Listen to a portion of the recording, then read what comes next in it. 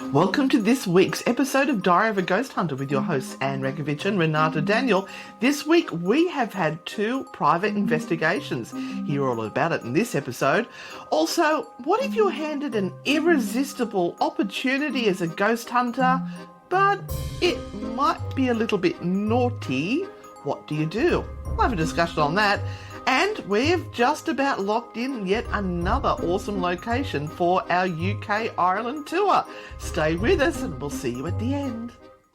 Welcome to the Diary of a Ghost Hunter podcast with your frightfully good hosts and paranormal investigators, Anne and Renata. Join the chaos weekly as we tell you what has inspired us, what cases we're investigating, what is driving us round the twist, and the true horror of what goes on in the background of being a ghost hunter. This is a frightfully good production.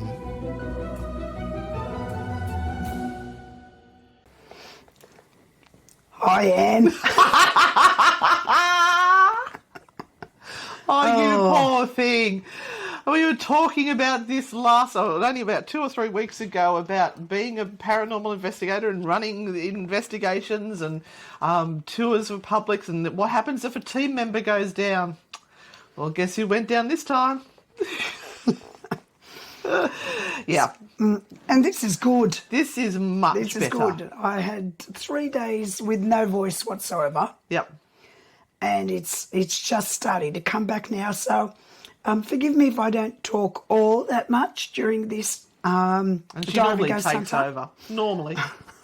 But yeah, I will be handing it over to Anne. So, Anne, what did we do? Well, look. What did we do this weekend? Well, it was an interesting thing because last Friday night we don't do this very often. We had 2 tours on at the one time. So we had to consider things like our team members, who can do what, who has what abilities. And it's really difficult sometimes. But then we lost one person who may have been exposed to COVID, didn't want to risk the team, so they stepped back. But that was okay. We had someone there to slip in, and then this one got sick. So we then had to rearrange and shuffle. And we actually discovered some interesting hidden talents amongst all of this shuffling and changing around. And people came out absolutely shining, I have to say. Super impressed. Yes. Yes. But it's having that faith that your team will just rise. They've been trained to do what they need to do, and they will go and do it. And they did. Yep. And it was a great night. Apparently they had a wonderful time at the residence in that tour there. They had some pretty crazy table action happening downstairs, I heard. And that there was a very loud bang during one of the private investigation sessions, which they still can't work it out. And that's happened so many times now. Again, yeah. And it's not a possum. It's not any sort of... It's too loud. Yeah. It's But you can't hear it in the room it's allegedly supposed to be happening in. Yeah. So this time Emmy heard it. Yeah. And she was screaming out to Steve to come and say, what was that? What was that? Yeah. And they didn't hear it. Yeah. So that seems to be an ongoing thing there. But in the other part, we realised that we have different wings of the jail, and none of us were really trained to do one particular wing. And I said, it's okay, I'll do something over there.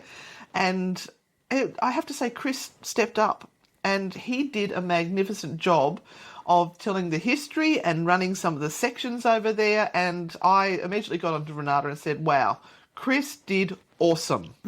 So well done, Chris, and thank you.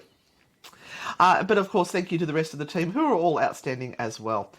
All right, what are we talking about? 2 private investigations. Yes. Now, when we say private, it doesn't mean that we have been called into a private home. This is 2 investigations at 2 different locations. One of them was organised by our beautiful Erin from CEDA, CDAH, which is Community Disability Disability. Alliance Hunter. Yep. And she is very active in the disability community and is promoting ghost hunting for everyone. And she organised an investigation at the library, the Newcastle Library, which, wow, how do we even get into that? But the area that they opened up for us was downstairs in the basement, in the area where all the old books and files and ledgers are all there. And there was some really good activity. Yes.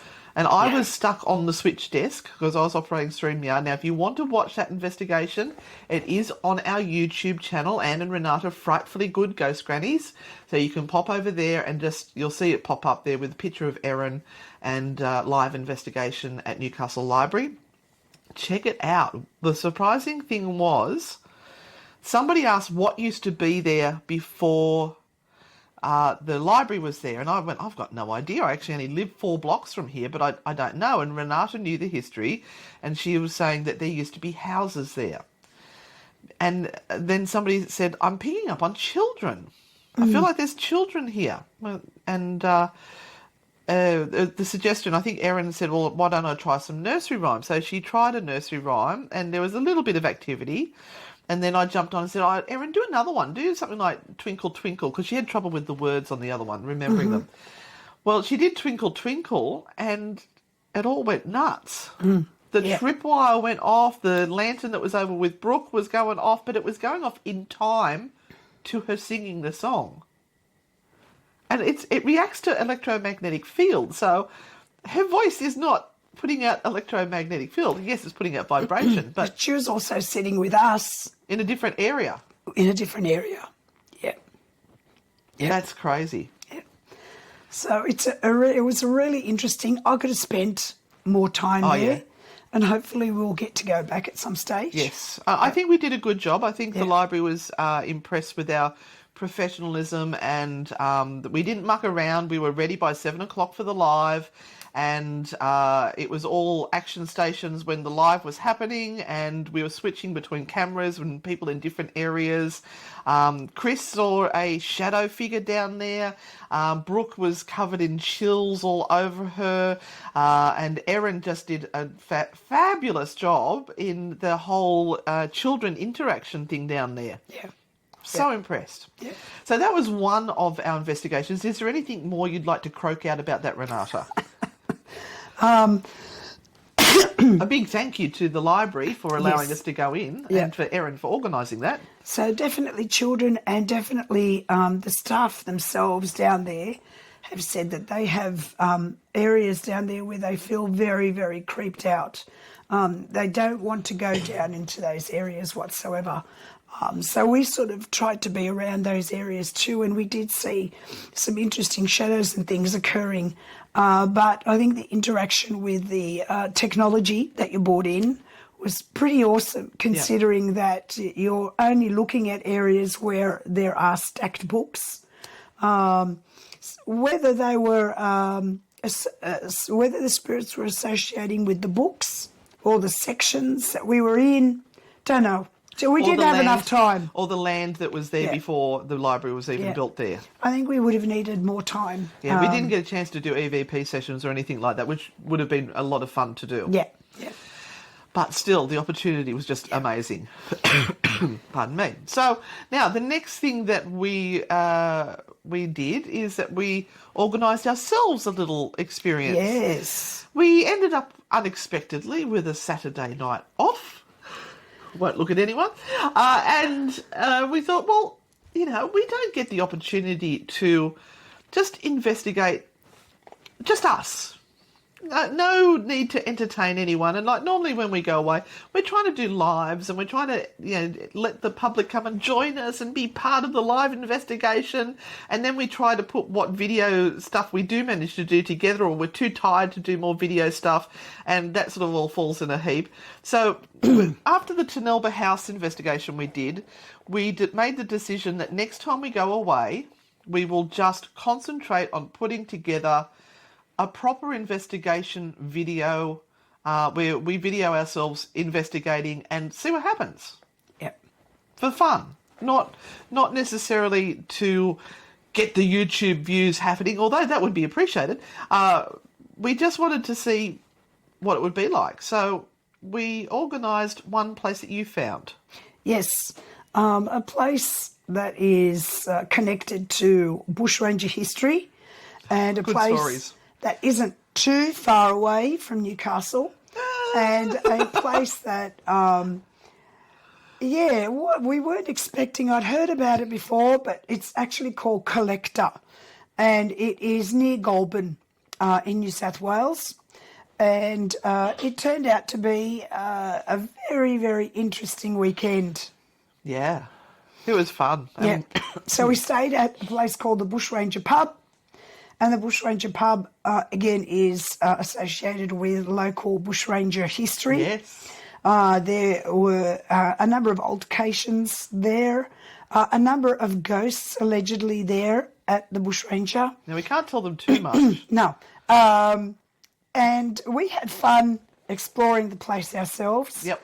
And making connections around that area and trying to bring it all together and create something that we could follow through with without getting so much distress that what we're trying to do is a live and a recording and we should be doing this and we should be doing that. And nothing's happening, and the audience are going to be bored with us. They're going to think we suck because we couldn't get any activity. And honestly, often in these places you only have such a small period of time to do this. We were lucky enough that we had the hotel to ourselves for a couple of hours. How lucky were we? So we could go downstairs and be in the spaces where they said that activity has happened before. But you'll have to watch that when it comes onto YouTube. But a big shout out to the owners of the pub who were so generous in allowing us to explore the areas instead of just saying, no, you must stay in your room. Yeah. And look, one of the things, and we've got to be open about this, because one of the things that we found when we went there was that they really didn't want to talk to us.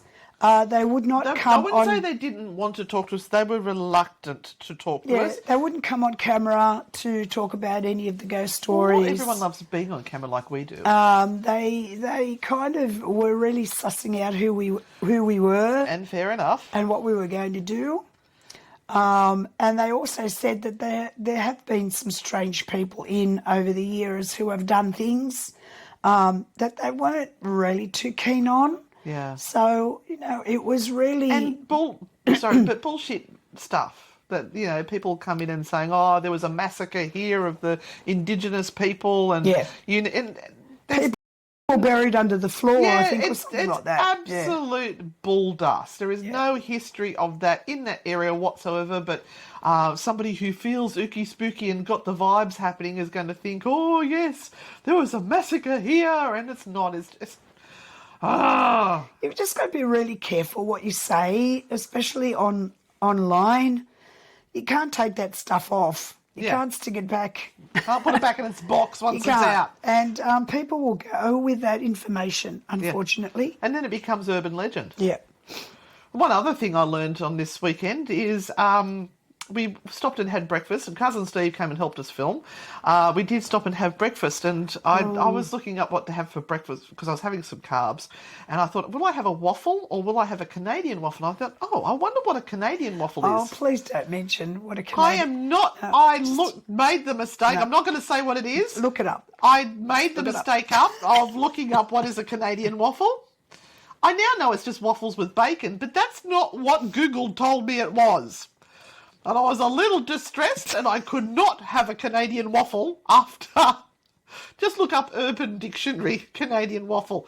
Have a little laugh. Don't let the kiddies look that up, please. And it was a bit of a hoot, wasn't it? Yes. That's what happens when you put things online. Now, big one. We also have another site on our road trip that we're doing in a couple of weeks' time. Oh, yes. And this was actually a place that was mentioned to me from one of our beautiful... was it Dave? No. Was it Dave? No. Oh, she likes our page. Yep. So she's a Thank follower. you. She's a follower. I'll find out who it is and I'll thank you personally. But she said reach out to this place because it is on our way, and have a look whether they might let you in. Because again, like we mentioned last week, a lot of these places are really, really expensive. And so we thought we'd give it a try. Yep. You can only ask. And we've sort of been in contact for the last couple of days and it looks like we are in. Yeah. And the price isn't too bad either. Yeah. We may have to stand on the street corner for one extra night to try and bring in some more money in Amsterdam. Oh. Yeah, so we won't tell you exactly what it is yet, just except to say it's a jail. It's a jail. And I'm very... And we'll be the only ones in there. Yes, just the two of us. And we got a special price, I think, because it is just the two of us. We're not running a tour. We can't run anything in England to make money because that would be illegal. Which segues nicely into the last thing we're going to talk about. That is. What do you do when somebody comes up to you and says, hey, I can get us into a place that's really, really haunted, but you can't tell anyone because if we get caught there, we'll be in big trouble. Like, it will be illegal because it's trespassing. We're not allowed there. Do you want to come? Would you go? Would you go?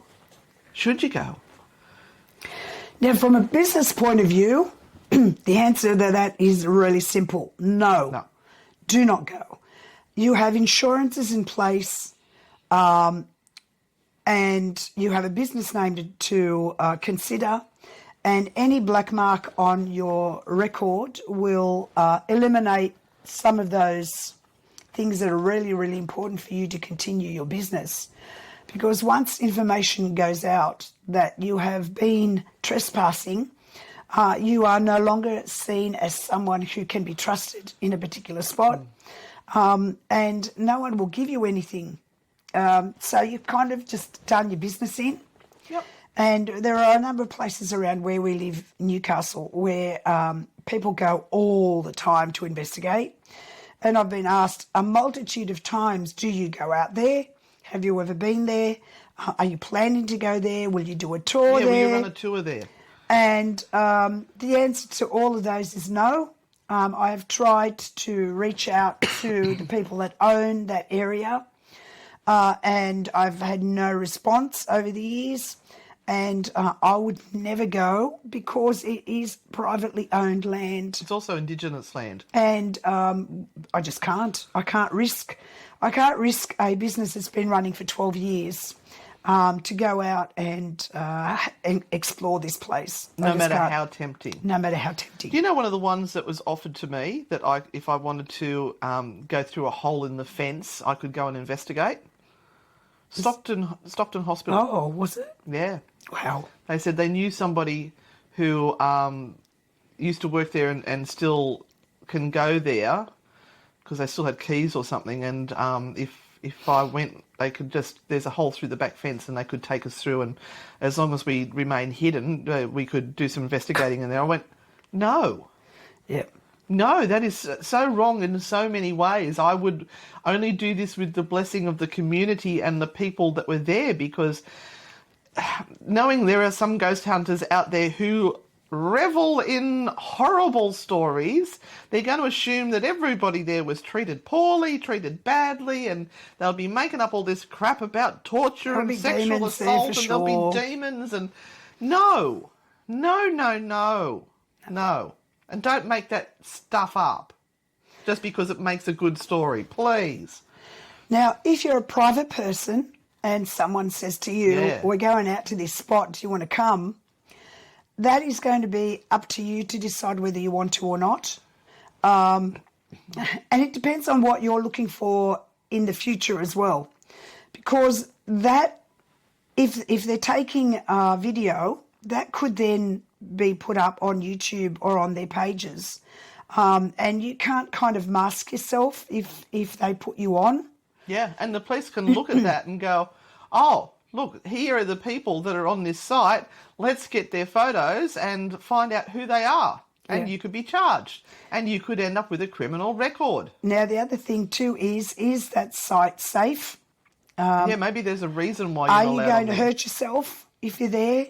Is there asbestos on the site? Black mold. Are there things there that might hurt you physically? Is there maybe weakness in the structure that it's about to collapse at any second, which is like St. John's Orphanage at Goulburn? There's still people going in there. Yep. And we went up just to have a look at the outside of it because we were passing through.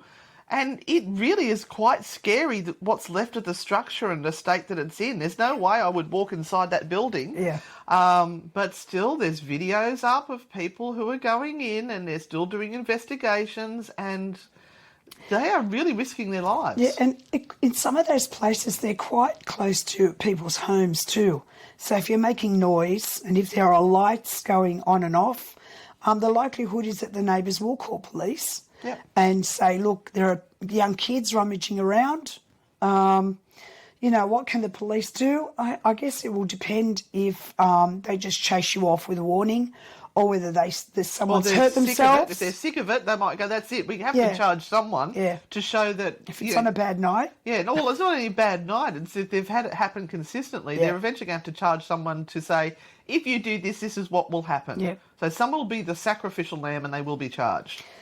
So, we can't tell you not to. We would probably say to you... I'd advise against it. Don't. But we can't make you not go. But please be aware who you're going with and what their intention is, what they intend to do, so that you're well and truly prepared for what's going to happen. The last thing you want is to go to a place that is completely unknown to you, so that you get lost. Or they don't treat you or respect you for being there and don't look after you while you're there either. Because, if you've got a mixture of people, they're going to go off and do their own thing. And you might be stuck in a spot where you are totally so scared to be there, you can't move, and no one's going to come and help you. So again, just these warnings about deciding to do something that's a bit wrong, and that you shouldn't be doing, like trespassing, and whether it's worthwhile just doing that just to get that scare or that experience that you think you will get from a place like that. I'm also going to throw in another little thing here that we didn't put on our list is there's a lot of collaborations that are going on between teams and... like we work with Isaac Butterfield and there are other teams that all work with other teams and they're going under the umbrella of another name. Just ask who owns the intellectual property of your evidence and your footage. If you are handing stuff over to another team and saying, here you go, use this, make sure you say, but this still belongs to us, so we have to approve if you use it in any other way other than what you're using it now, because you don't want to be handing over your evidence and your work for other teams to then go, well, this is ours and this is all the stuff we're getting. So it's called IP, intellectual property. Work out who owns it and make sure you are very clear of how people can use it if they're using some of your things. I hope that makes sense. And I mean, we had to do that when we've been working with Isaac. Yeah. We had to sign contracts and kind of understand where we stood with whatever happened during investigations while we were investigating with him. Yep. So as someone who is an adult working with other people, it's always really good to just secure some sort of an agreement that's on paper. Because just in case the shit hits the fan. And you can all be the best of friends when all of this is happening. And it's not a problem. You use what you like. But sometimes friendships in this field go south. Are you surprised by that, Renata? No. And friendships break up. And all of a sudden, revenge is on the cards. So, just look what's happening. Look what's happening with Zach and Nick Groff at the moment. And what's the other one? Dakota. Yeah. Yeah, there's poop flying everywhere. They're all best of friends when they all started out. Be careful. Look after yourselves and look after the hard work that you have created as well. Yeah. Be very choosy about who you work with and make sure that they've got the same values that you have, that says us with our beautiful Mr. Butts, who sometimes goes off on a tangent, but he's a good fella at heart, he is. So what else have we got to say? Anything else? Oh, I'm done. You're done. We've got a radio show to go to. We've got cousin Steve coming in to help because we don't know how long this one's voice is going to hold out. Thank you for joining us this week. Keep an eye on our YouTube. We've got some interesting things that are happening over there that are branching out a little bit. And we'll see you on the dark side. And don't forget to be frightfully good. Bye. Bye, everyone.